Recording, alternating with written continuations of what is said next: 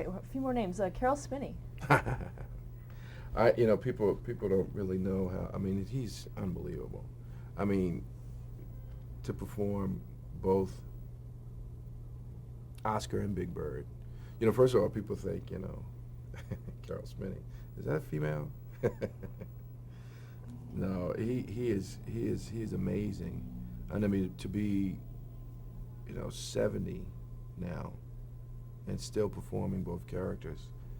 Shoot, I should be so lucky. Um, and I've put on Big Bird a couple of times, and I'm telling you, that's not an easy puppet at all. And I've actually had to double sometimes for holding up Oscar, and he's not either. See, Carol won't let them won't use any of the other Oscars that they've made. It's the Oscar that he uses is really the original one. There's some little renovations that's gone on over the years, but what happens with performers is we all get used to it's like a glove for a baseball player. It get that wear and that tear, and then you can really control it. You can do what you need to do, and it's the same thing with a Muppet. So he with Oscar, he wants it to be the same with that rig that was made by Don Salim. There was a piece of basketball that was up in the head that was made. That I think they probably snuck and pulled it out and put a better thing in there. But I mean, all of that is a part of how Carol can bring Oscar alive, and so it's really important to him to keep those elements as much as possible. Same thing with the chest monitor that he uses on performing Big Bird. He won't let them use the new technology, digital or any of that stuff. It has to be that little radio receiver type small monitor that he's so used to, that you can't even get the bulbs and the different pieces for. They've been struggling to do, but he really is amazing. He is just amazing with those two characters.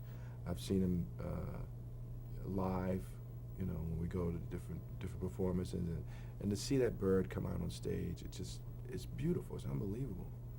What Frank Oz? Frank is a genius. Frank is a major genius. He floors me every single time. He's so meticulous in his manipulation. I think that comes from his mom and dad being puppeteers also, that he got training early on about the visual instead of the speaking. When he first started with the show, he did, with Jim, he didn't really do any speaking roles, and then he started to. But his manipulation as far as what he does visually is just amazing. And now utilizing, him actually doing voices and stuff and putting that together, I think he is the best of all the Muppeteers. He really is the best of creating that illusion. I mean, people always thought that Miss Piggy's eyelids worked and eyebrows worked. It's those little subtle nuances that he does with his characters. I remember he was on a piece with Grover in a bathtub. He had a mortarboard on. He was explaining about how you clean in the bathtub. You clean yourself in the bathtub. And at one point, he just dropped Grover down in the tub, and all you saw was the mortarboard, and it looked like what the mortarboard would look like if it was floating on the water. And he just moved just ever so gently, and it really literally looked like it was just the mortarboard up, and you thought it was water. He was amazing. There was a time that I heard that he this was when Frank didn't really have a whole lot of money, and he had this. John Stowe told me about this story. He had a shoe that the heel was coming off. He couldn't afford to fix it, and he had Cookie Monster on his hand, and Cookie Monster had a conversation with the shoe. The shoe started talking to him, and put John in. John was in tears. He's a very, very, very, very funny guy. Really, really funny. I remember I had to perform his characters for Muppets Treasure Island because he was shooting, I think, Bowfinger at the time. Sometimes we have to do that, and then they'll loop it later. He sat down and talked to me about who Miss Piggy is, who Sam Eagle is, who Fozzie Bear is, so I could, just get some feeling of where he's coming from when he performs them. He said that also Animal I would perform these. He said Miss Piggy is a truck driver wanting to be a woman. He said that Fozzie is he really focuses on Jerry Lewis when he performs Fozzie. He said Sam Eagle is a Republican, and he has a daughter who rebels, against being an eagle, and he's divorced. And who else? Animal is eat, sleep, woman. That's really it. So those are the directions that he told me, to think about when I'm performing those characters. He's amazing. He's really the only one that I think really have gotten serious acting training. He did a lot of training here in New York.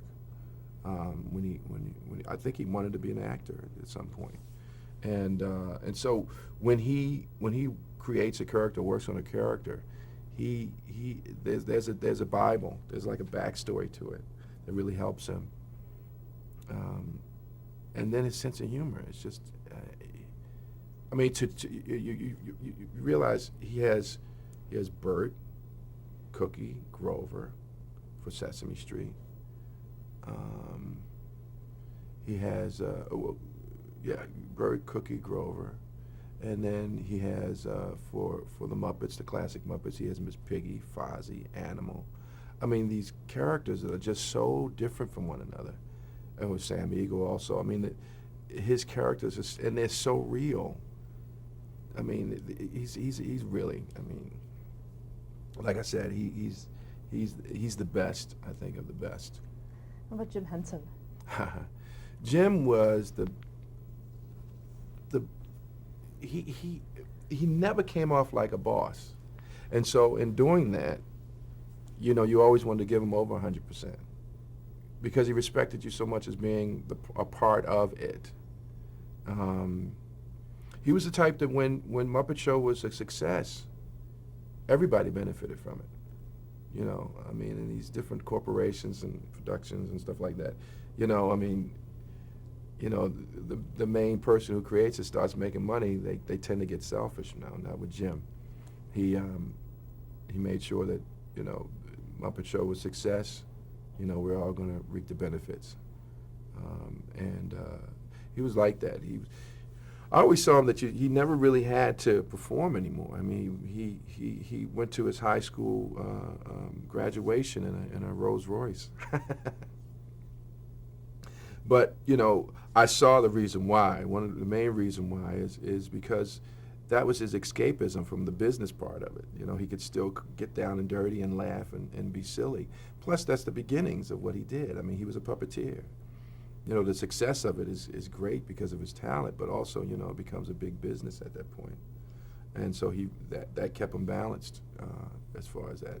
One of the reasons why he wanted to sell years and years ago to Disney is because he wanted to get back to the performance end of it and let somebody else who knows how to do it, and has been doing it for years and years, do the business part. Now, are you also involved in the Henson Company? Yeah, that was where I started, really. I was actually auditioned by Jim through videotape. So I consider myself a Muppeteer. I work for Sesame Street, but my family is, my puppeteering family is Jim Henson. Now, what are your overall responsibilities on Sesame Street? Well, one thing that happened, and that's why I have more responsibility on Sesame Street. One thing that happened with Jim is that my first movie, he said, would you be interested in auditioning puppeteers and training them for different scenes that we need? I said, yeah. And so what that started happening, that started, branching me out to becoming a scout for looking for puppeteers. So what started happening on Sesame Street is they gave me the job. Jim used to do it, but he gave me the job of actually casting puppeteers and finding puppeteers for Sesame Street. And then that branched me out to actually being a scout for Jim Henson Company when they were looking for puppeteers, but also with all the international co-productions that we do with Sesame Street now. I now go all around the world looking for and auditioning and training puppeteers for all of the co-productions that we do with Sesame Street. So I've been doing that, and that's a lot of fun. That's very rewarding. To then go to these countries and give them, what we grew up with and loved so much is the Muppets, in Sesame Street, and see their face light up when you say, now you're part of this family of Muppets all over the world, and it originated here, What makes Muppets so unique? I think they really hit. First of all, a Muppet is a great looking, it's something that you don't see every day. But also, it's that sense of humor that comes through, and also it's trying to create illusion of the best of a person. That sense of humor, it's all extreme, sense of humor, emotion, all of it, but in a really, really fun way. And I think it's a wonderful medium that really fascinates and entertains so well. And I think I feel as though Jim definitely tapped into that. Plus, Jim, all of us, like I did when I started in high school, is we all looked into people around us, to create these characters. It's coming from aunts and uncles and nephews and nieces and friends and lovers and stuff like that. They're all coming. It's all that quirkiness that we find in people that we incorporate into creating these characters, and that's why I think that the audience just sucks it up. Let's talk about a few other projects that you've done, including Dinosaurs. Dinosaurs was I think Dinosaurs is one of the best projects that we've ever done. Written projects. I mean, we had great up and coming writers. Great up and coming writers. So that combination of that new technology, we had just gotten off of doing Ninja Turtles, which was a huge hit back then. Now, what did with you that do on that? technology. I played Splinter, which was this 7-foot, 75-year-old rat, and we started utilizing the whole radio control aspect of creating a character.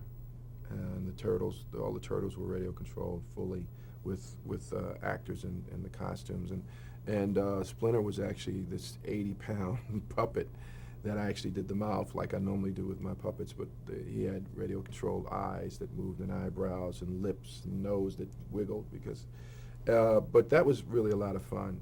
But the problem is I was, again, being behind the scenes is a lot of responsibility, and since the technology was just at the beginning, and the turtles all worked together. They were brothers, so they always were together. They were never apart. That the technology wasn't 100% there, so it would, one turtle would just break down, and I would have to go to the director and say, "You're not going to have the turtles today," and they're like, "What? We got to shoot," and then we say, "Okay, let's shoot the rat. It'll become a rat movie. Let's shoot the rat." So I was in charge of that, and that actually went into the whole concept of doing Dinosaurs for ABC. That was all radio controlled, but it was at the point that we started doing Dinosaurs, it was a step up. They had gotten the technology kind of right, because we couldn't spend months shooting one show. So we really had to get it down to like shooting it in 5 days or 4 days. And lo and behold, they did it, and it was a lot of fun. It was very grueling. It was late nights on Dinosaurs, but it just looked. We had a great time. And that's what was really I loved is the fact that I was lucky enough to be able to do Sesame Street, which is definitely for children, but it works on all different levels. But then being able to do a network series that was that popular, that was more family oriented, and dealing with issues that were more adult, that balance, I had a great time. It was great, a great 2 years of doing that. What kind of a fan reaction do you get? You know what? That's what I love. I mean, I have met so many celebrities over the years, and you know, right there with Elmo singing with them or acting with them, and I tell you, I'm glad that I have the best of both worlds. You know, I have that anonymity, which is really good. I can go anywhere, and people don't recognize me. Are people surprised when they meet you? Yeah, yeah. I mean, you know, I mean, I'm 43 years old. I'm a black man. I'm 6 feet tall. You know, 100 and something pounds, and you know, I mean, they would never think that that I perform, you know, this little red monster, you know, in Sesame Street. They don't, they can't connect it. It's not a connecting thing. What about kids? What Kids, you know what? It depends on what age. With Sesame, you know, the child will watch this show and fall in love with these characters. They become friends of theirs. So a lot of times you know, on Sesame Street, we open it up. You know, we have visitors, you know, with kids, you know, and we just put the puppet on and go out and, you know, get on our knees and have a conversation with them. And they just, you know, they just go crazy over it. You know, it's like meeting their friend that they've been talking, you know, and watching, you know, every day. So they really don't, they see us, but they keep their imagination. They keep what they enjoyed about the show, which is the characters. So they really don't pay that much attention to us, you know. What do you see your future? I'm getting into a lot more of directing now, which is a lot of fun. I directed a bunch of Elmo's Worlds. I've done some stuff with Fox Children and Nickelodeon, and doing home videos now for Sesame, and that's a lot of fun. Because I've been around it for so long, I really picked up on, you know, how to do it, you know, and so that's been a lot of fun. So I'm going into that, and I like to get into movies and stuff like that. I love doing movies. It's really fascinating and a lot of fun, and it's a little bit more time that you can take to really create something nice. So that's what I'm looking forward to. Well, great. I hope that in maybe another 10 years we'll come back and see how you're doing. Oh, please, yes. With the archive. And thank you very much, and we'll stop camera and Cool. then have a Lamo. Okay, we're on. I don't know what generation this is, but this Elmo was built in what?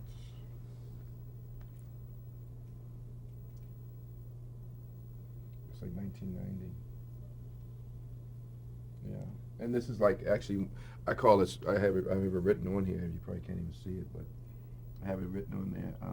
#1 with a star. Because this is like I call this my primo Elmo. This is the one I was talking about where you worn it in and it fits nice. When Elmo first was built, it was just a tube. It was just a head and just a tube of red fur, and these little red arms with just no wire in the fingers at all. Just very, very simple. No legs, no nothing. And now, you know, what they did is they gave him legs that are kind of like built like marionette legs to make them look a little bit more real. They also have there's little wooden balls, just like a necklace inside that I can move Elmo's hand with instead of being any type of restriction with foam or anything. It's very easy to move the hands, and of course we always put rods on them and everything. But now, of course, Elmo's got wires and everything, and to bend his fingers and stuff like that. But I mean, again, he's still very, very simple. It's still all red fur, you know, with full body, with, you know, little, you know, white eyes on the top and an orange mouth. No tongue at all. Just very simple. Very, very, very simple. Then you can use your imagination as far as what he is. I mean, he is a little monster, but they've made him a lot more realistic, which is nice. You know? I mean, to the point where now, you know, it's even this. I mean, you know, that we can make his arms come off, so we can put costumes and stuff on him. He didn't used to have that. These are actually, you know, when you get keychains that you can push, take apart for keys. That's what they are. So one of the builders came up with that wonderful idea, so that we easily put, since they don't have the shape like we do, it's very hard. He has a big head and a small body, so it's very hard to put clothes over his head. So it's easier when you just take the arms off, put the arms through and everything. But he's very, very simple, and that's what I like about him. Very simple puppet. Now, how do you care for him? They clean them during the season. Not during the season, but on the off season they'll clean them. There's certain solutions that they use. You see how ratty he is. I mean, when I first get a new Elmo, I take him out and do appearances with him, because I want that dirt and that oil and all of that stuff, because that looks really, really good on video. We don't want them to look pristine and clean. That gives them a realism also to them. I mean, like I said with Oscar, I mean, it's the same fur that was that's been used for 35 years. We don't use real products. We don't use real food, any of that stuff with the puppets. Everything's fake. That keeps it from getting ruined, because there's certain stuff in food and in chemicals and all of that stuff that would really just damage the puppet. So, I mean, it's very, very simple. I mean, over the years, it's gotten to the point where, they know how to do it, so. And again, when I get a new Elmo done, there's some things that, I might want to change or I want to add to.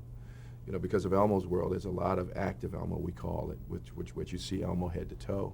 And I'm in blue screen and all that stuff. So, we have an Elmo now where we have an opening that I can work the puppet instead of through the sleeve, through the back of the head, and it makes it all work much easier. So again, it's constantly conquering problems that the more you need to do with the puppet, the more you have to think about ways of doing it and making it work for you. So. And what is your position when you're just have Elmo above? How are you kneeling? Are you? Well, what I would do is I would move this chair away, sit on the floor, then the camera would frame Elmo from waist up. Mm-hmm. So I'm really underneath the camera most of the time. If not that, we'll be behind a crate so that if Bob comes in with something that we need to see on the floor, you don't see the puppeteer. Yeah. Now, how do you give Elmo expressions? Just the tilt of the head and stuff like that. One thing that everybody. There was no mechanisms made for Elmo. He doesn't have anything. But what I found is there's a little bar that has that's the eyes are connected to, so that if I wanted to have him, look like he's confused, just do that, Or this is his look is if he's like really wanting something like a bag or something like that. It's like that. I mean, it's just very simple, but it works for him. And I just found that when I was playing around with him. It wasn't something that was made to do. But I mean, that's it. I mean, by the tilt of the head or looking down, he looks sad, doing that, just rubbing the nose, that makes him sad, or, go up and touch the eye. That's happy. That's always a Muppet. Muppet smile is always a happy, happy look for him. Because they can't do what we do. He's sort of permanently smiling. So yeah, he is permanently smiling, but I mean that gives him more of a smile when you do that. But I mean, very, very, very. I mean, again, I'm literally going into my 20th season, doing him now, performing him now. So, it comes kind of naturally now. Do you still learn things about him? Oh, always. Puppeteers, nobody should ever stop learning. Even if there's something that they've been doing for a long time. We always, and the writers are always writing something different, or having them do something different. So. Is there anything you've tried to make them do that you just can't? No, we've found ways. That's why we don't really, limit the writer. Let them go for it and see if we can do it. And for the most part, we have been. Again. On television, there's not a whole lot of time. So, if we really wanted to do something elaborate, we can't. We wait for the movies to do that, if we can. Yes? You want Elmo to say something, don't you? What's your name? Karen. Hello, Karen. Cameraman, what's your name? Dad, what's your name? Ramen. Ramen. Nice to meet you. What's your name? Beta. Hello, Peter. Boy, it's so nice to see all of you. Oh, hello, Dad. Elmo loves you.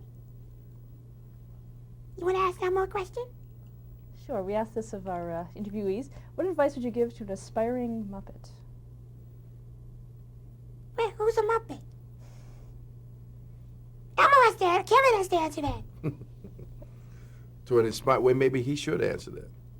To an inspiring Muppet. Always have fun and try to make everyone laugh. That's it. Was that good enough? Yeah, thank you very much. You're welcome. Yeah, normally we don't ask questions like that, but for archives, we can do that. you going to interview Carol? We have. Oh, good. Yeah. You know what we'd like to see before we turn the camera off is, can we see what your hand, the position of your hand? Sure. again? With Elmo, I mean, it's really just that. And if I go up to try to touch the bar, I just pull out. There's a little mitt that's inside his head for my forefingers to stay in a certain place, and then I just go out of that mitt and push that wooden bar.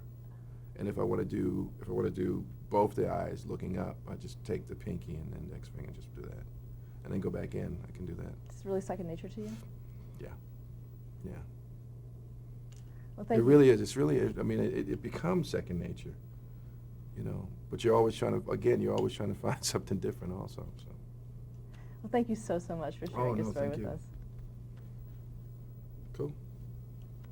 Eye cozy. Oh, sorry. Go ahead. Okay. No, we call this an eye cozy. I put that over Elmo's eyes because what this is these are called like wacky stacks. They were made years and years ago. It's really thick plastic spheres, and what happens is they have to sand that plastic, and then they spray paint the eyes, and so there's like literally 5 coats of paint on his eyes. And what happens is, since Elmo doesn't have any eyelids, a corner of something, if I hit, these eyes, and I chip that paint, they got to sand all that back down and start from scratch. They can't just go and try to fix that. So the eye cozy is really to protect his eyes, when we're not working with him. So we just cover his eyes up. Where this came from, it was interesting, is when they started doing Sesame Street Live, Jane Henson had went and watched one of the shows, and she went backstage, and she saw them covering the costumes of the Cookie Monster and everybody's eyes. And she said, wow, that's a great way of protecting eyes of puppets that don't have eyelids. And so that's what it's there for. And it's called an eye cozy. And of course, we don't get this one mixed up because we put Elmo right on it. Now, where does Elmo reside when you're not working with him? Elmo resides, well, he doesn't really reside in this bag because this is what we use for traveling with the Muppets and stuff like that. But where he resides is this plastic bags is the best way of keeping dirt and everything off of the Muppet. And actually, in a lot of ways, it protects the fur too. And then where he resides at is they put him in a cardboard box that's like a drawer, and that keeps the darkness so the color doesn't change and stuff like that. But that's really the best way. And everybody that sees, if I'm doing a show or something like that, and, the audience is already gone, but the people that I've done the show for, they're like, oh no, I can't watch that. Which is kind of, an honor, because that means I'm doing my job if they think it's that real. Okay, thanks. No problem.